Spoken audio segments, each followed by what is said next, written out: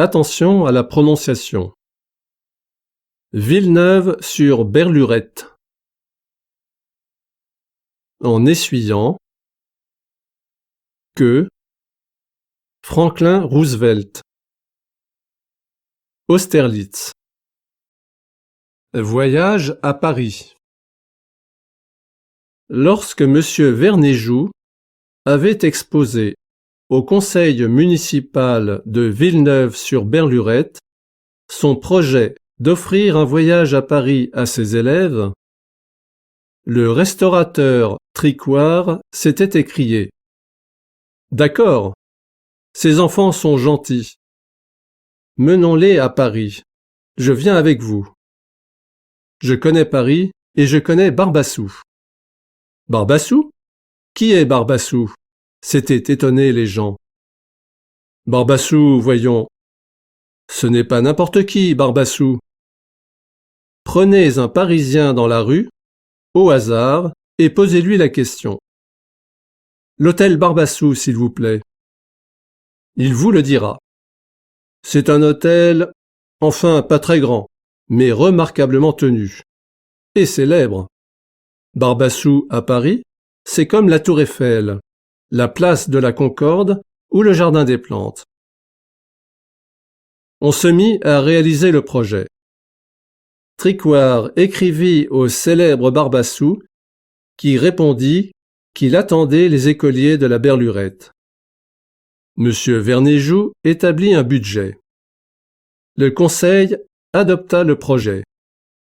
Mais le plus heureux, c'était le brave Tricouart qui, en essuyant les tables de son restaurant, chantait sur l'air de Manon « Nous irons à Paris tous les 11, à Paris ». Ils étaient 11, en effet, sur le quai de la gare de Toulouse. M.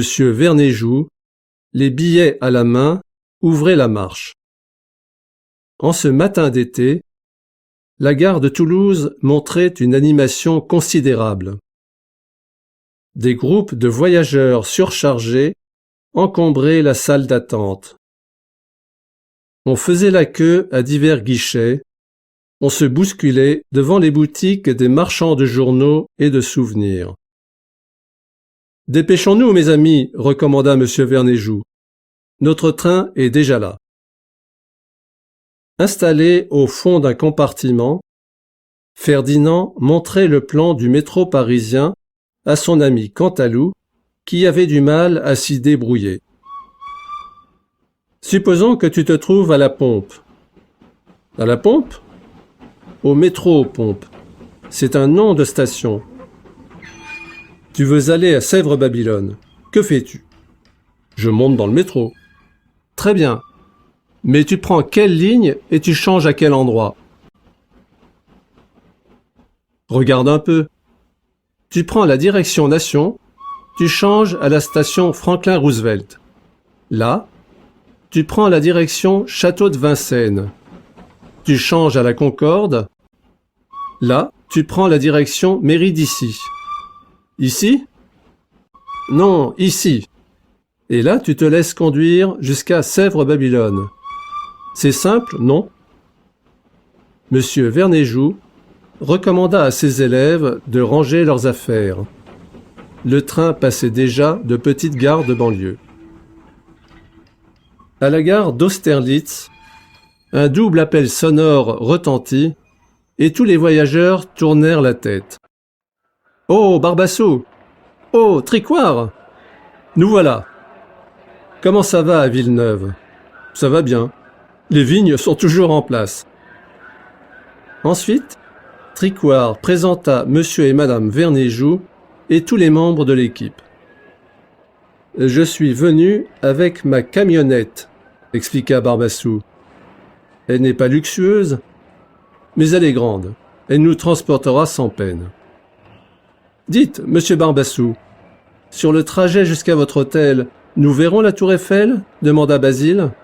« La Tour Eiffel ? Non. C'est dommage. »« Ah, dit Barbassou en souriant avec bonté, ça vous ferait plaisir, les enfants, d'aller saluer la Tour Eiffel ?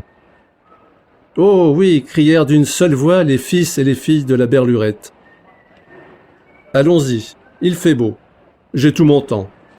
La gare d'Austerlitz est située sur la rive gauche de la Seine. Je vous mènerai au bord de la Seine et nous suivrons les quais, depuis le pont d'Austerlitz jusqu'à la Tour Eiffel. C'est assez loin, mais après ça, vous pourrez dire que vous avez traversé Paris. Nous passerons devant les îles, dit M. Vernéjoux. Les îles, s'étonna Henriette. Bien sûr, l'île Saint-Louis et l'île de la Cité, où se trouvent Notre-Dame et le palais de justice. Entre le pont d'Austerlitz et la tour Eiffel, je compte 18 ponts, annonça Ferdinand. Formidable, s'écria Flambusca. C'est vraiment la première ville du monde.